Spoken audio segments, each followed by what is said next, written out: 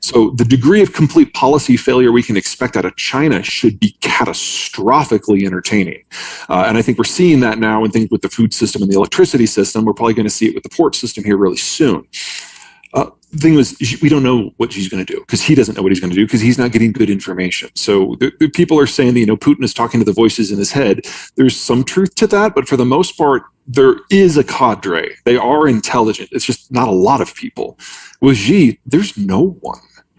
So predicting what the Chinese are going to do is kind of an exercise in futility. I see. And there's really nothing else that the Russians can give the Chinese.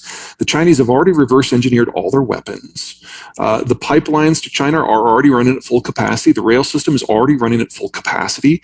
The only other way to get more stuff would be if you loaded at a Russian western port, say St. Petersburg or Novorossiysk, which is they're shallow ports, they're small boats, then somewhere at sea, you transfer the cargo from a small vessel to a larger one, sail it around Africa, because you can't use Suez, all the way to China.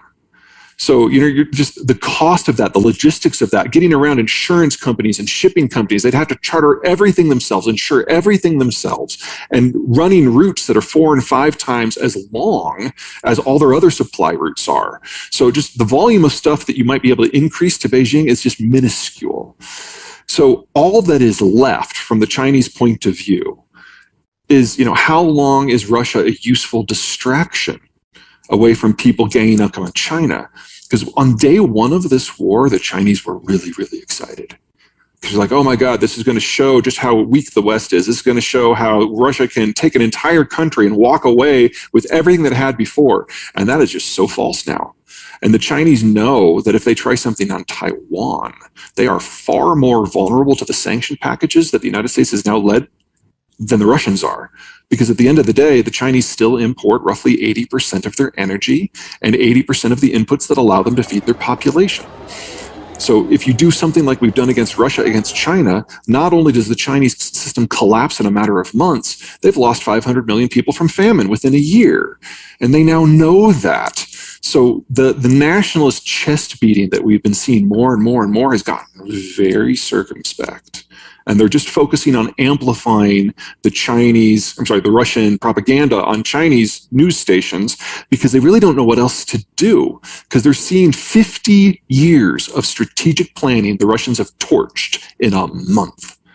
The biggest hit that we would feel from the American side of things would be in tech manufacturing, because that's all been outsourced to East Asia. But very, very painfully little of the value add is done in China. There's much more done in the rest of the Asian countries. So I'm not suggesting that we would walk away and not feel the difference. Like iPhone has, for example, completely doubled, tripled, and quadrupled down. Anytime there's been a problem with China, they put in more money. Stupid will cost them the company in the end, but it's really the only company that's gone that far. For everybody else, when you're talking about electronics and widgets and telephones, yeah, it's going to hurt. But that's the only sector. And there's nothing about the technology that is required to do that we can't do in the Western Hemisphere, with the exception of low-end semiconductors. And I'm kind of counting on Vietnam to fill that gap, because they're moving up the value-added scale so quickly, so much faster than the Chinese did. But aside from that, food, no. Energy, no. Tech, no. Finance, we'd probably actually get a huge surge, just like we did after the Asian financial crisis. So in most sectors, there would be disruptions, but it would be even short-term gains for the American market. But in electronics and computing manufacturing, that is where we would feel it. That's unavoidable. Actually, all manufacturing as a component of trade is less than 2% of GDP. Remember, only about 15% of US GDP total is involved in international trade. I did not know that. Okay, yeah. Well, wow. The single biggest sector of that 15% is energy. And not necessarily imports. It's like the United States, Canada, and Mexico import and export among them. That's counted in that number. And then the next biggest part will be manufacturing, again, in and out of Mexico and Canada.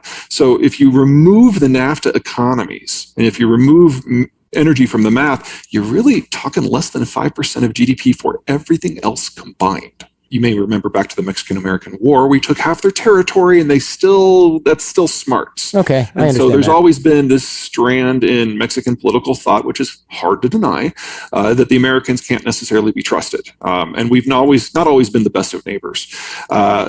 in the ideology as it evolved during the Cold War, that meant when the United States created the globalized order and everyone joined it in order to get economic goodies and security protection, Mexico didn't, because they still didn't trust us.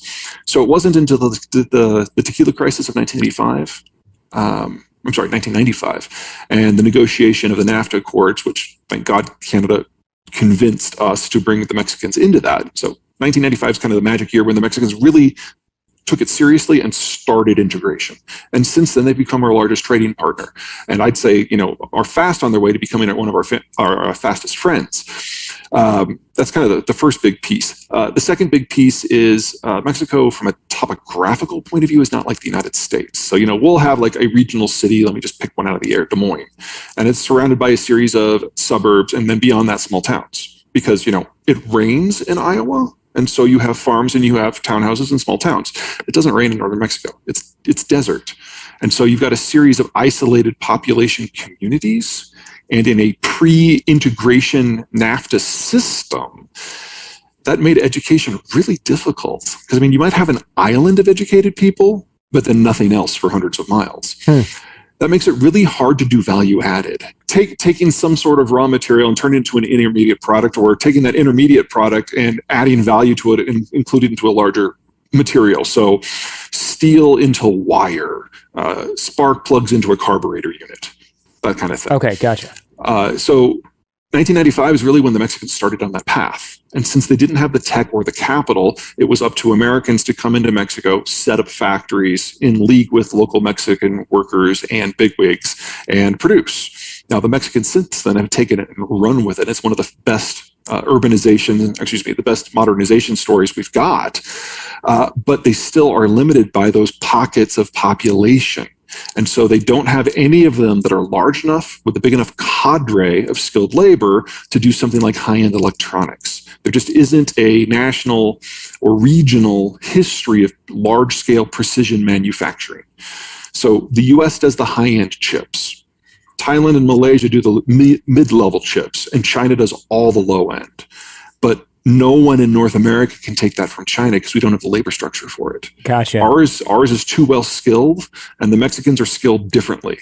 In the United States, we only make 11% of the world's chips by number, but we make 60% by value. So if it's going into a high-end phone, if it is going into a laptop or a server, that is definitely an American chip, or maybe from Taiwan, South Korea, or Japan. If it's going into your car or your plane, something where it doesn't have to be nearly as small because you've got some room to work with, that's probably out of Thailand and Malaysia. And if it's your blender singing when you've pureed to a certain level of consistency, that's definitely out of China. Think of it this way too. If you've got a high-end chip, let's say you are in China and you've got a dozen people who can break it down, hack into it, figure out how it was put together, and come up with the plans to do it. Well, it's 12 dudes. You now have to educate 250 million dudes. There's a scale issue. And China does not have an education system that generates people capable of creative thought in sufficient numbers to engage in a French-style industrial espionage economy. The French could do it because they've been doing this for a very long time. And it's a sticking point in the relations with everyone. But with the Chinese, they came from a low base, and their education system promotes obedience and memorization. And while there are roles for that in any economy, when that is the definition of your workforce, it's just really hard to move up the value-added scale. And even if tomorrow the Chinese invaded Taiwan, conquered it without destroying it, and they just walk into TSMC, they couldn't operate those facilities. They'd just be paperweights. So this idea that China is this technological marvel that's going to take us over, it just ignores basic math, which I also find amusing that it's an American argument.